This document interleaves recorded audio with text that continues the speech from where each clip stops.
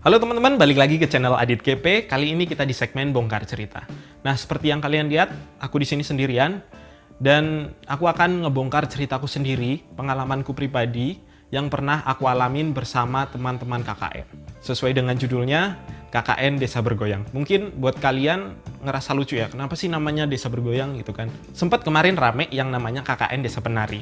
Bahkan sempat dibikin filmnya kan, dan filmnya bahkan kemarin udah ada jadwal rilisnya, tapi diundur gara-gara adanya pandemi ini. Jadi di sini aku terus keinget nih, oh iya aku juga pernah ngalamin KKN yang punya memori yang kuat yang mungkin nggak akan aku lupain, yaitu KKN Desa Bergoyang. Dimana ketika kami KKN, aku dan teman-teman KKN ini ngerasain gempa yang gede, yaitu di Lombok. Waktu itu kita KKN di Lombok, mungkin kalian yang masih ingat, pada 2018 lalu sempat terjadi gempa Lombok yang besar, yang heboh juga waktu itu. Dan kami KKN di sana. Oleh karena itu, di sini aku akan menceritakan pengalaman yang aku alamin. Oke teman-teman, untuk video KKN Desa Bergoyang ini akan dibagi menjadi beberapa part. Untuk part awal, aku akan cerita tentang keberangkatan sampai dengan gambaran lokasi KKN ku di sana. Kemudian untuk part-part selanjutnya tentu akan lebih seru ya. Dan aku harap kalian nonton ini secara urut tanpa di skip agar kalian bisa merasakan sisi emosional yang aku bangun. Kalian bisa merasakan dan bisa memvisualisasikan sendiri gitu. Oke teman-teman, pokoknya buat kalian yang belum subscribe silahkan di subscribe dulu, di like, dan juga jangan lupa di share. Oke, kita langsung aja ke cerita part yang pertama tentang KKN Desa Bergoyang. Jadi, awalnya, waktu itu aku kuliah di Solo. Dan aku satu kos bareng temen deket, kami ngobrol-ngobrol, berdiskusi tentang KKN, di mana dia ngajak untuk KKN di luar Jawa. Oke, akhirnya kami diskusi tentang itu, dan dia menawarkan beberapa opsi. Gimana kalau kita KKN di sini, gitu. Sampai akhirnya kami mendapat satu kesimpulan, kami akan KKN di Lombok. Oke, setelah diskusi itu, kami berusaha untuk mencari orang yang emang pengen KKN di luar Jawa. Dan tentunya pengen juga KKN di Lombok. Akhirnya kami cari teman yang memang pengen KKN di Lombok dan satu fakultas dengan kami, yaitu waktu itu kami di Fakultas Hukum. Akhirnya kami menemukan 3 orang. Jadi kami 5 orang dari Fakultas Hukum. Kami diskusi tentang KKN dan kami diskusi juga kita akan KKN di Lombok. Akhirnya mereka semua setuju dan kita sepakat membentuk KKN. Setelah KKN itu terbentuk, kami langsung bikin yang namanya open recruitment. Karena mungkin aku jelasin sedikit dulu ya teman-teman.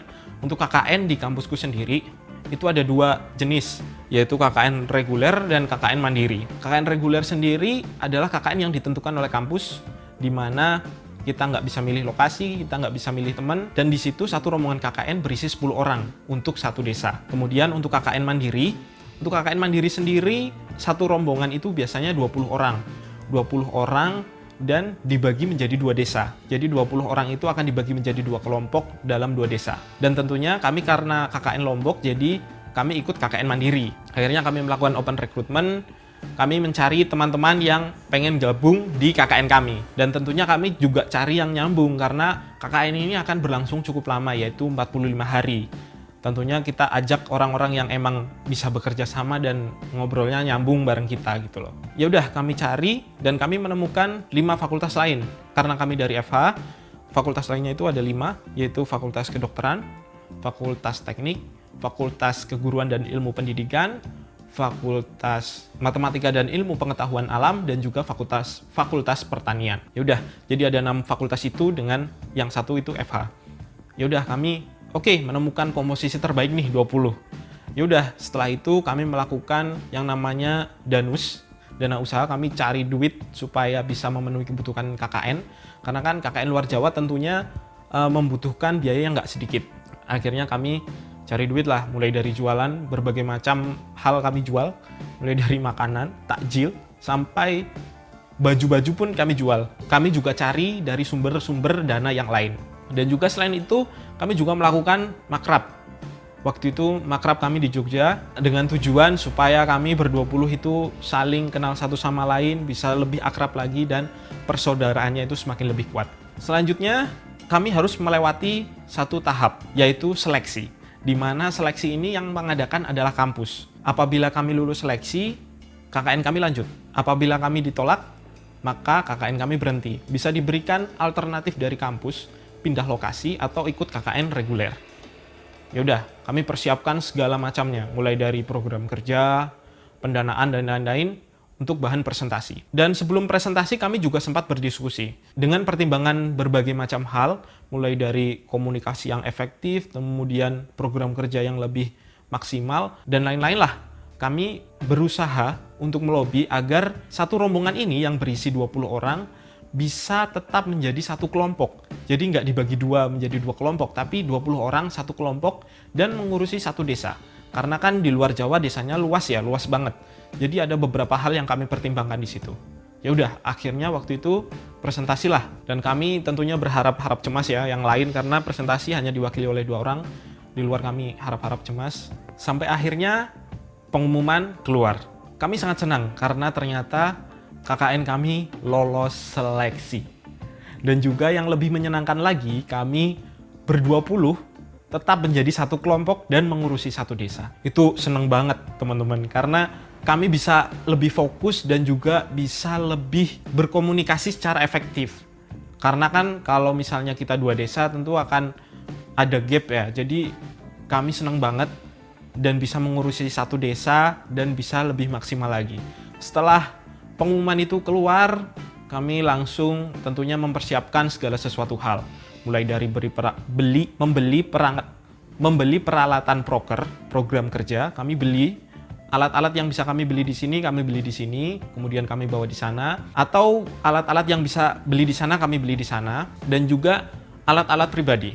Akhirnya kami persiapkan semuanya sebaik mungkin. Sampai akhirnya oke, kami menunggu hari keberangkatan dan kami bersepakat berangkat lewat Bandara Surabaya, yaitu Bandara Juanda, di mana kami berkampus di Solo, kemudian ke Juanda, dari Juanda kita ke Lombok. Dan dari Solo ke Juanda, kami menggunakan bis. Awalnya bersepakat menggunakan bis yang tanggung gitu loh teman-teman, yang 3/4 itu, dan mayoritas berangkat dari Solo. Tapi ada beberapa teman yang minta izin untuk nyempil berangkat sendiri. Dan di situ salah satunya aku. Jadi ada yang orang Lombok satu dan orang Bima satu. Jadi mereka langsung ketemu di Lombok karena mereka bisa pulang dulu. Terus aku sama temanku, aku waktu itu harus pulang dulu karena memang barang-barangku di rumah, kebanyakan di rumah. Terus juga ketemu orang tua dulu.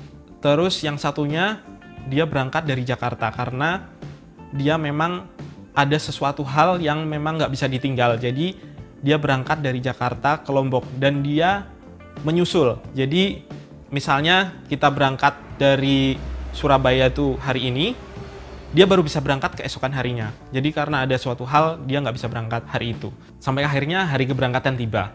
Aku berangkat dari rumah. Waktu itu aku naik kereta dari Kebumen ke Surabaya. Dan teman-teman juga berangkat dari Solo ke Surabaya. Waktu itu aku berangkat, sampai di sana subuh. Aku nyampe duluan kebetulan.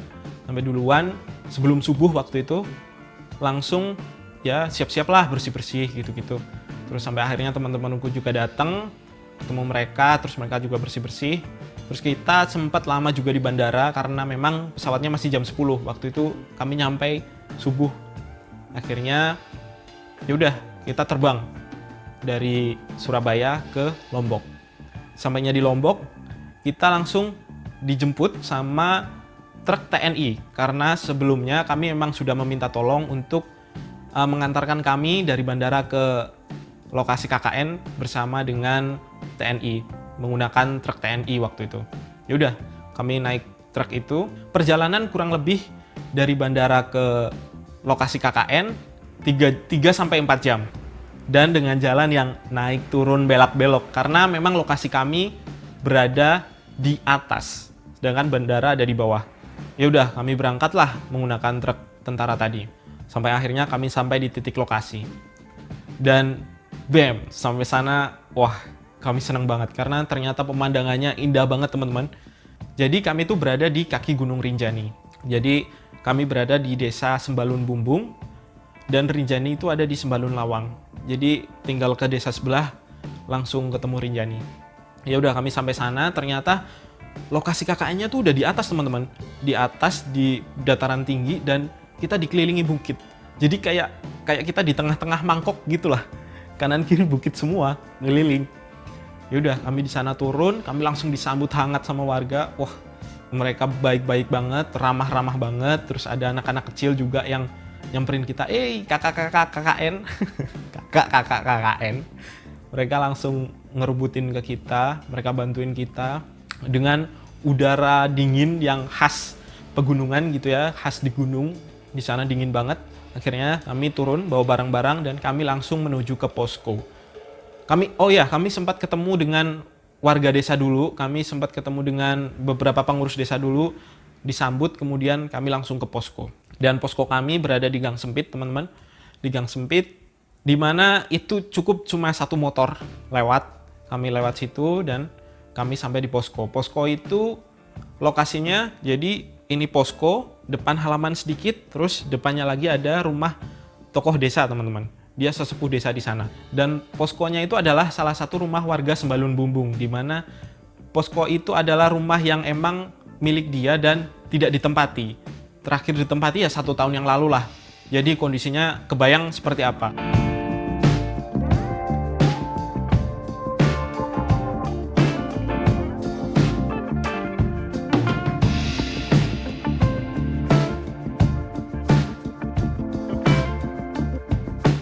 Ya udah, kami nyampe sana, naruh-naruh barang, kami beres-beres, dan ternyata kamar mandinya nggak bisa dipakai, teman-teman. Dan itu perlu dibersihin lagi. WC-nya masih bisa dipakai, tapi untuk mandi itu nggak bisa. Terus akhirnya kami beres-beres, dan aku mau kasih gambaran ke kalian lokasi denah, lokasi rumahnya. Jadi di situ kami melakukan pembagian kamar juga, yaitu 1 ruang tamu, kemudian 1 kamar untuk laki-laki, dan juga kamar laki-laki ini berisi koper juga untuk koper-kopernya laki-laki. Terus perempuan tidur di ruang tengah, dan juga 1 kamar lagi untuk koper-kopernya perempuan. Ada dapur juga, terus kemudian ada WC di luar tadi, dan juga ada semacam ruang untuk jemuran gitu loh. Ruang untuk menjemur, ataupun dulu mungkin tempat-tempat untuk nyimpan kayak kayu bakar gitu-gitu. Jadi di situ kami pakai sebagai ruang jemuran. Ya udahlah. Setelah itu kami bersih-bersih, kami persiapan segala sesuatunya. Ya udah, kami tidur di sana selama KKN. Selama 1 minggu kami di sana beradaptasi. Mulai dari kebiasaan masyarakatnya, kemudian budaya masyarakat di sana, kami berusaha untuk mengetahui itu agar supaya kami tahu karakteristik masyarakat di sana. Dan masyarakat di sana, teman-teman, mayoritas adalah petani, di mana mereka menanam kayak semacam sayur-sayuran, buah-buahan, gitulah. Dan mereka tuh bener-bener baik. Bahkan kami selalu ditawari untuk memetik buah sendiri. Jadi kami sering banget memetik stroberi gitu-gitu di ladang. Dan mereka yang menawari gitu loh. Kalau kalian mau buah-buahan, ke ladang aja, nanti kita metik di sana. Jadi kita metik stroberi di sana karena di sana banyak banget yang nanam stroberi gitu-gitu. Terus juga sayur-sayuran, bahkan mereka sering bawain kami sayur-sayur ke posko. Dan di posko sampai banyak banget, teman-teman, sampai kami bingung mengolahnya. Dan itu makanan sehat sih, karena kami makan sayur setiap hari. Dan juga masyarakat sana tuh nggak basa-basi, teman-teman. Nggak basa-basi gini. Jadi kalau kalian udah bilang iya, ya iya, enggak ya enggak. Misalnya sama anak-anak ya, anak-anak kecil. Mereka bilang, "Kak, nanti main ke rumahku ya," gitu. Terus kita kan biasanya orang Jawa bilang, "Oh iya, nanti ya, kita main ke sana," gitu. Walaupun itu hanya basa-basi, karena biasanya yang ngajak itu kan kadang basa-basi gitu kan. Ternyata beneran diajak, beneran ditungguin. Besoknya mereka nanyain. Dan sama warga juga, ketika kalian ditawarin makan, biasanya kan kita bilang, "Oh enggak, oh iya Bu," gitu kan. "Makan," gitu. Ternyata langsung dibikinin. Ayo, semua ada sini dulu sebentar. Di foto dulu. Dan itu memang orang sana gitu, karakteristiknya gitu. Jadi kalau kita lapar, ditawarin makan, bilang iya, ya pasti dibikinin. Dan itu baiknya orang sana. Bahkan mereka juga religius gitu ya. Religius karena setiap sholat kami selalu jamaah di masjid. Karena kalau nggak jamaah di masjid kadang ditanyain, "Loh ini si ini kemana ya? Kok nggak kelihatan?" gitu. Tapi itu positif sih, positif buat kami semua gitu loh. Jadi kami lebih rajin beribadah ke masjid. Kemudian teman-teman, ada juga tradisi yang namanya berindu. Bukan merindu, bukan rindu. Bukan rindu yang itu, tapi di sana yang namanya berindu itu adalah menyalakan kayak api unggun. Jadi kami sering melakukan itu. Dimana di sana Kalau masyarakatnya ya biasanya di pinggir jalan, mereka kalau malam sambil duduk-duduk karena dingin, mereka nyalain api sambil menghangatkan badan. Nah, kami juga sering melakukannya di posko, kami bikin berindu bareng-bareng sama teman. Kadang juga kami nyamperin ke warga ikut nimbrung ngobrol. Dan ketika ngobrol-ngobrol itu pasti di sana dikasih kopi biasanya. Kopi dicampur beras. Serius, kopi campur beras supaya gurih katanya.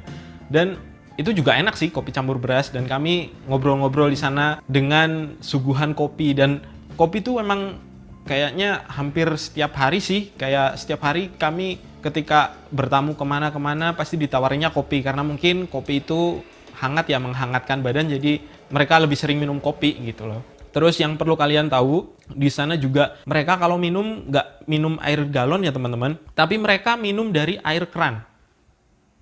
Air keran, serius, dibuka diminum. Mungkin kalau di sini dibuka diminum mencret gitu. Dan kalau di sana tuh enggak. Kalau di sana tuh udah banyak masyarakat yang minum air itu dan mereka nggak terjadi apa-apa, mereka nggak sakit gitu loh. Karena memang airnya itu berasal dari atas gunung. Atas gunung dialirin ke bawah pakai pipa-pipa gitu dan ke rumah-rumah warga. Jadi airnya bersih teman-teman. Dan kami kan karena waktu itu belum terbiasa ya, karena nggak mungkin minum air keran karena kebayang di rumah gitu kan. Kami beli air galon, dan untuk beli air galon kami harus ke desa sebelah, yaitu di Sembalun Lawang. Kenapa? Karena di desa kami nggak ada yang jual air galon. Jadi kami harus naik motor, minjem motor warga gitu, untuk ke desa sebelah, untuk beli air galon. Ya udahlah, beli air galon ke desa sebelah. Dan itu pasti udaranya dingin, dan pas pertama kali kita beli galon, nekat pakai celana pendek, nggak pakai jaket, balik-balik keriput. Terus sempat punya cerita unik juga karena waktu itu kami males ya beli galon jauh-jauh gitu kan. Akhirnya kami mengisi galon itu dengan air keran tanpa pengetahuan teman-teman yang lain. Mungkin kalau teman-teman yang lain nonton, kalau belum tahu ya sorry gitu. Sempat beberapa teman ngisi pakai air keran. Ya udah diisi, ya mereka minum biasa aja. Oke. Dan kita oke-oke aja selama minum air itu. Tapi akhirnya kami juga beli galon, tetap beli galon karena kan kalau keseringan gitu kan nanti ketahuan. Gitu. Terus di sana warganya juga baik banget karena selain adaptasi kami juga selama 1 minggu itu menyampaikan program kerja kita supaya mereka tahu dan mereka memberi masukan buat kita apa yang harus kami lakukan gitu loh. Akhirnya kami presentasi dan mereka bahkan bilang, udah kalian Sabtu Minggu jangan terlalu diforsir, nanti tetap hari libur biar kalian bisa main-main lah sama kita supaya kalian melihat indahnya Lombok gitu loh, kata mereka. Tentu itu ajakan yang sulit ditolak karena kami sudah jauh-jauh ke sana. Akhirnya dari warga, ya udah santai aja gitu. Dan mereka emang bener-bener mau nganterin kita buat wisata. Dan itu wah keren banget sih, kayak kami ditawari kesana kemari gitu loh. Dan oke, akhirnya ada hari untuk kami jalan-jalan gitu loh. Dan ada hal lain lagi teman-teman, untuk transportasi di sana ini seru sih. Kita tuh emang nggak ada yang bawa motor, di sana nggak ada yang bawa motor. Dan nggak ada yang beli motor juga gitu loh, teman-teman KKN ku. Kalau ada motor pun, motor itu pinjaman dari warga atau kita yang pinjem. Dan untuk kemana-mana kayak kan akses ke SD itu jauh. Ya kalau jalan kaki 20 menit lah. Kayaknya sih 20 menit atau lebih gitu. Kita jalan kaki. Dan kalau nggak jalan kaki, kita nebeng mobil sayur karena di sana banyak banget mobil sayur. Jadi kita tinggal Pak kiri. Mereka udah hafal langsung. Yaudah, ayo kemana gitu. Lewat sekalian jalan. Apalagi kalau kita pakai almet KKN kan, pakai baju alma mater kampus. Yaudah, mereka langsung paham. Oh ya, oke, ayo gitu. Dan warga sana juga banyak juga yang nebeng seperti itu. Dan itu seru banget sih.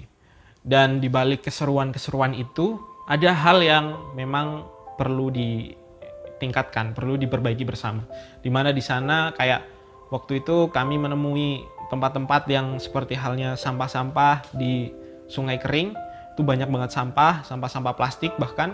Jadi nggak ada airnya tapi banyak banget sampah. Terus kemudian untuk masalah kesehatan juga perlu ditingkatkan, perlu diperhatikan lebih karena memang di sana kan masyarakatnya rata-rata berkebun di ladang, jadi mereka kadang lupa untuk cek kesehatan dan lain-lain. Terus dari segi pendidikan juga perlu ditingkatkan lagi karena masih ada beberapa anak-anak yang memang tingkat kelasnya udah tinggi tapi untuk baca tulis hitung masih belum lancar, sehingga waktu itu kami juga sempat intensif memberikan pengajaran di sana. Ya seperti itulah alasan kenapa kami KKN di sana. Selain menarik, tempatnya juga masih ada hal-hal yang memang perlu ditingkatkan lagi dan perlu diperhatikan lagi untuk kita berdayakan bersama masyarakatnya di sana. Akhirnya ya udah kami melaksanakan KKN, melaksanakan program kerja yang udah kami susun di sana. Oke teman-teman, itu tadi video part pertama, dimana mulai dari awal keberangkatan sampai gambaran lokasi KKN, aku coba visualisasikan secara detail. Semoga kalian bisa membayangkan lokasi KKN di sana. Oke, untuk part selanjutnya ditunggu, karena ini akan jauh lebih seru dan lebih menegangkan. Oke, terima kasih udah nonton. Bye, see you.